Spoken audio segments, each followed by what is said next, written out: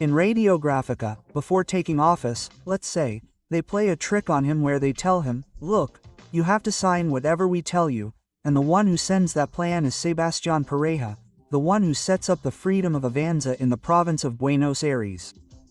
This happened yesterday on Radio Gráfica. Viviana Aguirre. I sent a message to Javier Pareja first thinking that he didn't know. Pareja. Well, Pareja, obviously when I sent him a message he told me, you have to listen to what Juan Osaba tells you because you're your coordinator. So that's when I realized that Pareja was also involved in corruption. Yes, that's where I wrote to the president and said, look, Javier, this and this is happening here at PAMI. Well, the thing is I sent him all the evidence. I sent him terrible things to the president and he gave me the thumbs up, and when he started giving me the thumbs up 1, 2, 3, 5 times I said, well, okay, he's involved in this. And there you have it. This happened yesterday on Somos Mayoría, and we have the host Christian de Alessandro online, also a pension lawyer. Dear Christian, Lucas Moliner and Lucia Macaño, we greet you. How are you, guys? How are you? It was a pleasure to hear from you. I couldn't make a video call because I'm on the street, I'm in meetings. Nothing. Well, great interview, Christian, and I ask you to reflect on everything that Viviana Aguirre was telling you, where, well, she made it clear that she warned my law of what was happening in Pamela Plata, that is to say, that it's going to be difficult. I imagine that also if Viviana shows the evidence to the judiciary, because she said something in the interview that you did with her, well, this scandal is going to escalate. Of course it has to escalate. First and foremost, yesterday Viviana, I contacted her and she passed all the evidence to me, that is to say, I have it, I have to select, I have to put together, I have to start putting everything together. I'm going to meet with her, God willing, this week so she can tell me if there are any loose ends that I'm missing in the plot, because I know about PAMI. I mean, I've studied the PAMI issue a lot, but I don't know the political organizers of the Freedom Dance, because as I told you, it was even hard for me, right? When she said Osaba, I listened. I mean, it wasn't a language that I use or that I have in my daily agenda.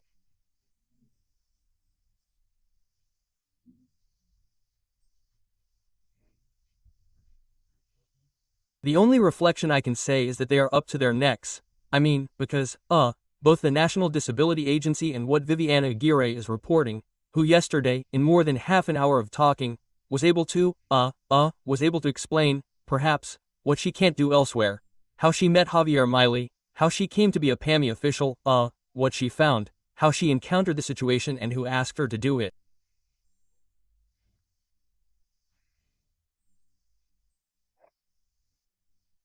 Money before assuming the position she was going to have, which was the executive director of PAMI in La Plata, because it must be clarified, the director of PAMI in La Plata. In other words, let's imagine the PAMI that is throughout the country, from east to west and from north to south, that each PAMI, depends on a central or regional PAMI. We are only talking about La Plata, guys. All of it from just a small point within the Argentine Republic. If we multiply this by all the provinces, by all the delegations, and not to mention the federal capital, as she also mentioned because she said it clearly, we did not say it like that, but I will translate it for you, We were practically nothing. We have to make the person who signed put the paper because everything was negotiated in the central offices and he shot and fired against the national executive director who is Lusamo. So, all this and with the evidence that justice has, what happens is that the case, since it is from La Plata, fell to a judge from La Plata, Silver, that is, Judge Ramos Padilla. And apparently the judge never called her to ratify a year and a half ago and never called her to ratify the lawsuit. In other words, he shelved it.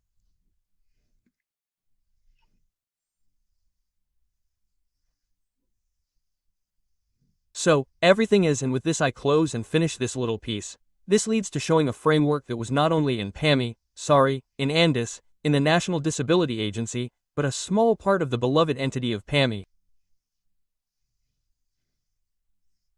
And with this I do conclude.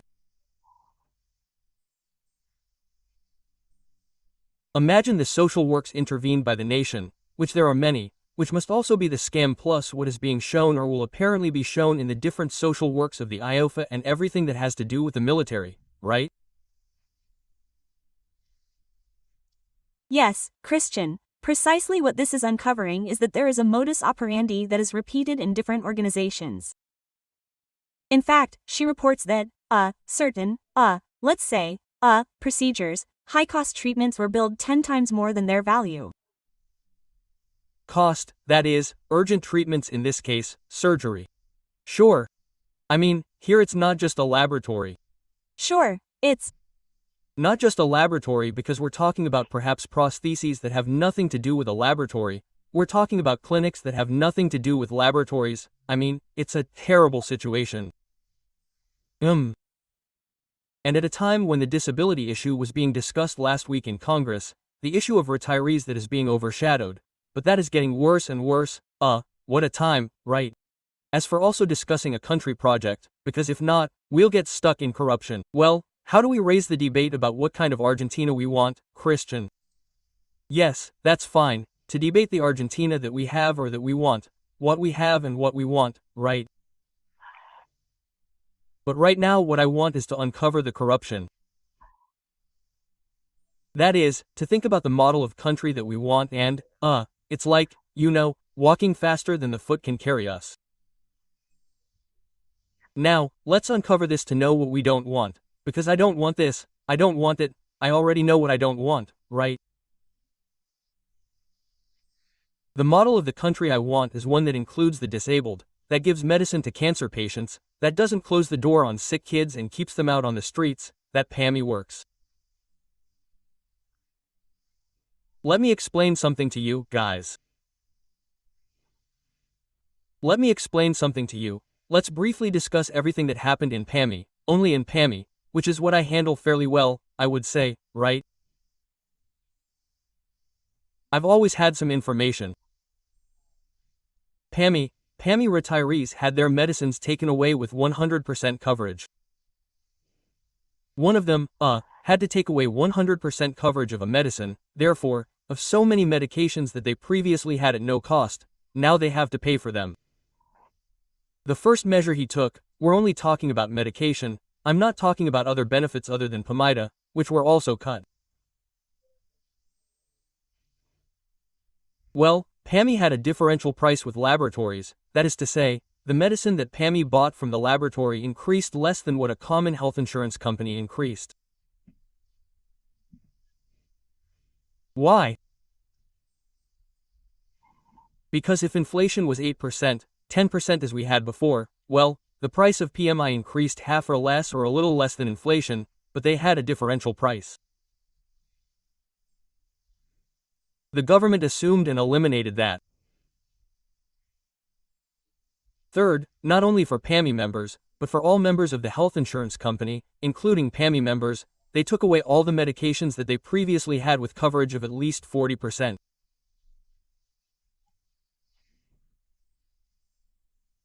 Ibuprofen, the stomach medication that one has to take for gastric protection, buscapina, all of that is now on the shelves of the pharmacy without any type of discount.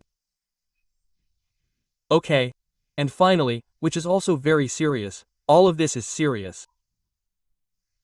PAMI, and I saw it in a doctor's signature that was saying, but they have to give you this if it is a high-risk medication.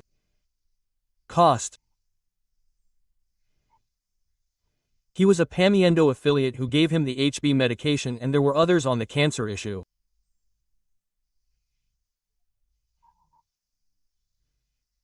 Look, and with this I'll close, look who's involved there. The laboratories. What does he mean by this? What does he mean by this? That the return, the way to collect was through cuts.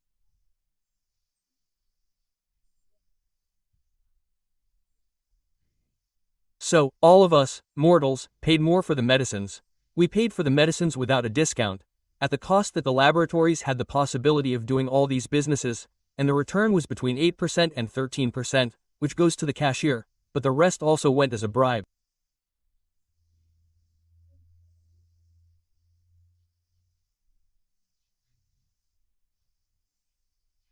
So, it's not just the overprice of the medicine, but everything that the laboratories were allowed to do, which is 4% and 3%, between that which is now marked in the act of corruption, all to free up in their favor and against the most vulnerable, right? Exactly, Christian, we send you a big hug, and thank you. Big hug. Christian.